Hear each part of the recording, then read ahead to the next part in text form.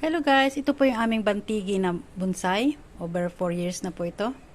Ayan, meron siyang dead woods. Kaya kailangan natin siyang lagyan ng lime sulfur. Ito po yun. Para hindi mabulok yan.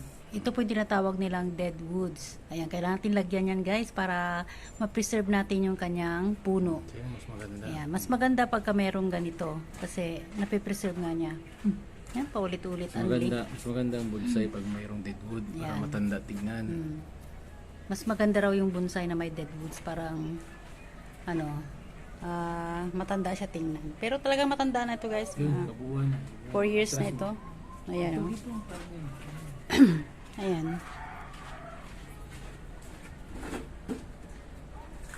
Oh. Ito yun. Tingnan nyo. Ayan. Straight na doon. Oh. O diba? Ang ganda niya tingnan. Para talaga siyang matanda na. Pero talaga matanda na siya guys ha. 4 years old na yun siya.